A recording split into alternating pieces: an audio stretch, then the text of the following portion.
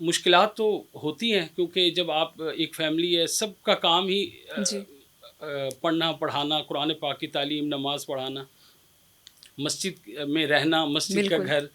तो उसमें आप ये फ़ैसला करेंगे आप ड्रामा लिखेंगे या फ़िल्म लिखेंगे, तो ये एक बड़ी अनहोनी सी बात थी। बिल्कुल। तो मेरे लिए भी ऐसा ही था, लेकिन मेरी इब्तिदा उसी मस्जिद के लॉन में, उसी मस्जिद में बैठकर लिखने से हुई। तो मैं जो छोटी-छोटी कहानियाँ लिखना शुरू की, तो वहीं पर ही करता था।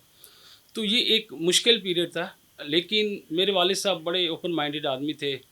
हालाँकि उनका ताल्लुक पीछे और गाँव से आए हुए थे, यहाँ पर उन्होंने पढ़ाया बहुत अरसा।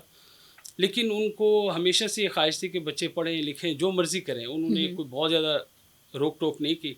हाँ, उनकी ये ख़्वाहिश हमेशा रही है कि वो कुरान के साथ जुड़े रहें, कि आप माशाअल्लाह। हाफ़िज़ हैं, कुरान आपको याद रहना चाहिए, आप जो मर्ज़ी पढ़ें, जो मर्ज़ी काम करें, आपको कुरान याद रहना चाहिए। वो अल्हम्दुलिल्लाह आज तक मैं उसको दोहराता भी हूँ, बल्कि मेरा एक छोटा-सा इदारा भी है, जिसमें हम बच्चों को कुरान पाक की तालीम भी देते अच्छा, हैं।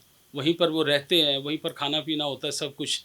तो इस वजह से मेरी थोड़ी-सी ये 2 मेरी लाइफ़ के एस्पेक्ट हैं, जो एक दूसरे से मुतज़ाद हैं, कि एक तरफ मैं कुरान पाक की तालीम भी देता हूँ और फिर ड्रामे भी बहुत तो से सर लिखे। आप दीनी इदारा और ये शोबिज़ किस तरह मैनेज करते हैं? बस असल में मुझे ये मैनेज करना नहीं पड़ता। ये अच्छा, शायद अब मेरी एक ज़िंदगी का हिस्सा बन चुका है अच्छा, कि अच्छा। मेरे लिए दोनों चीज़ें साथ-साथ चल रही हैं।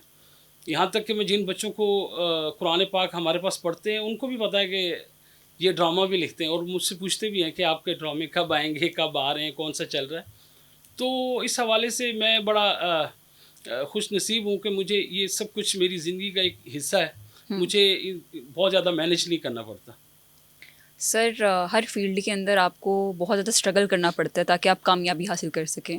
तो सर जब आपने ये जर्नी का स्टार्ट किया तो आपको क्या क्राइसिस फ़ेस करने पड़े? देखिए, स्ट्रगल के बगैर तो इंसान को कुछ नहीं मिलता। ऐसे ही है।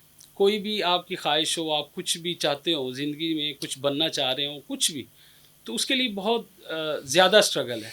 जी, और जो मैंने लिखना स्टार्ट किया, लिखने के लिए तो कोई स्ट्रगल नहीं है। आप घर में बैठकर लिख सकते हैं अपनी आपको घर में अगर आप कोई एक अच्छी चीज़ लिख लें, कोई एक बंदा पढ़कर भी उस पे तारीफ़ कर दे, तो आपका दिल खुश हो जाता है। ऐसे ही है। लेकिन जब आप ये सोचते हैं कि आपने किसी फ़ील्ड में जाकर कोई ड्रामा लिखना है, कोई फ़िल्म लिखनी है, तो वो एक डिफरेंट शोबा हो जाता है। जी, अब आपने वहाँ पर अपनी जगह भी बनवानी है और फिर वहाँ पर उनको साबित भी करना है कि आप ये काम कर सकते हैं। थोड़ा-सा ये मुश्किल हो जाता है ये प्रोसेस।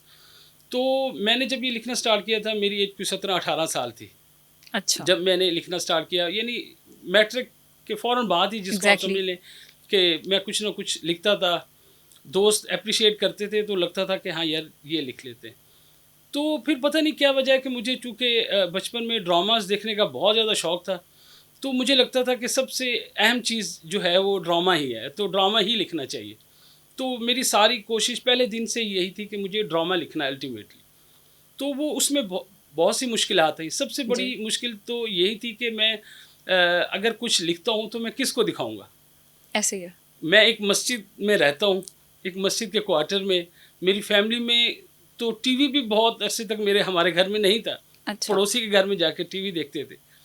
तो फिर ये एक बहुत था कि भई अगर मैं कोई बहुत अच्छी चीज़ लिख भी लूँ, जी। तो ये कैसे वहाँ तक पहुँचेगी जहाँ से मुझे रिस्पॉन्स आएगा कि हाँ, ये अच्छा है, बुरा अच्छा है, कर रहे हो। ये आप कर सकते हैं, नहीं कर हाँ जी, सकते। ये एक रिस्पॉन्स बहुत ज़रूरी होता है। बिल्कुल।